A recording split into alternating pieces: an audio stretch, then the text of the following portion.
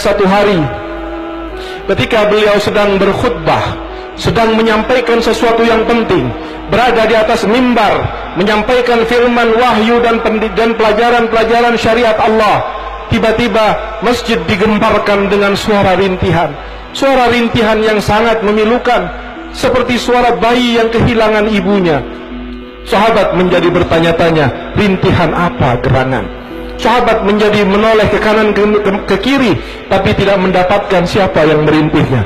Nabi SAW sedang berkhutbah, mendengarkan, sahabat sedang mendengarkan. Ketika Nabi mendengar rintihan itu, maka Nabi yang sedang berkhutbah, sedang melakukan pekerjaan penting, sedang menyampaikan wahyunya Allah, sedang mengajarkan agamanya Allah, tiba-tiba memutus khutbahnya.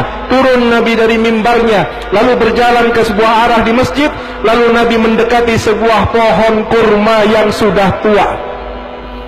Pohon kurma yang sudah tua berada di masjid, yang biasanya pohon itu dipegang oleh Nabi, dijadikan semacam mimbar untuk menyampaikan wahyu Allah dan ajaran-ajaran agama.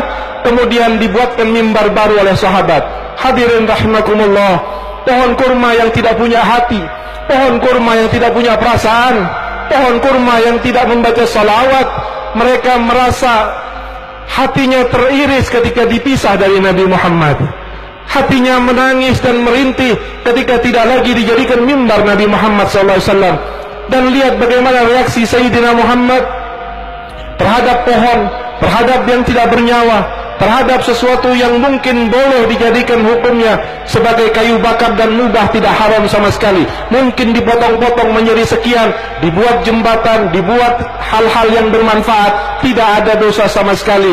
Tetapi lihatlah Sayyidina Muhammad, ketika Nabi Muhammad tahu bahwa rintihan itu keluar dari pohon kurma yang sudah kering, Nabi Muhammad turun dan sedang khutbah. Nabi Muhammad hentikan khutbahnya, Nabi Muhammad turun dan kemudian menghampiri pohon kering itu. Apa yang dilakukan oleh Nabi Muhammad terhadap pohon yang kering?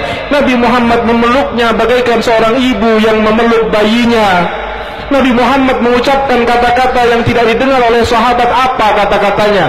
Dan kemudian menjadikan pohon kurma yang merintih itu tiba-tiba hilang rintihannya.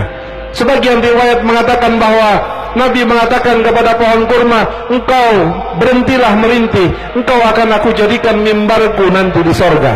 Baru kemudian pohon kurma itu berhenti merintih. Dan Nabi kemudian mengatakan kepada sahabatnya, wahai sahabatku, jika seandainya tidak aku peluk pohon kurma itu, maka dia akan merintih sampai hari kiamat.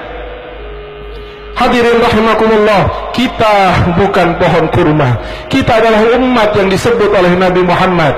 Kita adalah umat yang didoakan oleh Nabi Muhammad. Kita adalah umat yang sengaja dicintai oleh Nabi Muhammad. Kita adalah umat yang diperjuangkan siang dan malam oleh Nabi Muhammad. Maka merintihlah kalian kepada Rasulullah, agar Rasul turun dari mimbarnya dan memeluk kalian. Jika seandainya Nabi akan turun dan memutus khutbahnya untuk memeluk sebatang pohon kurma yang kering, maka apakah mustahil jika seandainya yang merintih itu adalah orang yang hobi maulid, orang yang cinta ulama, orang yang sholat 5 waktu, orang yang selalu membaca salawat kepada Nabi Muhammad, kemudian pada satu saat dia mengheningkan perasaannya, dia memfokuskan perhatiannya, lalu terucap dari mulutnya, Assalamualaikum ayyuhan nabiyyu wa rahmatullahi wa barakatuh, lalu mengalir kedua air matanya.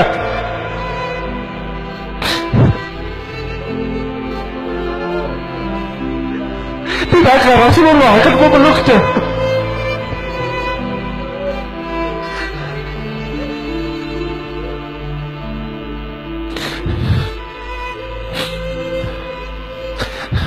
Betapa mulianya ada seorang hamba dipeluk oleh Sayyidina Muhammad. Betapa agungnya jika seorang hamba dipeluk oleh Sayyidina Muhammad. Betapa inginnya kami dipeluk oleh Engkau ya Rasulullah.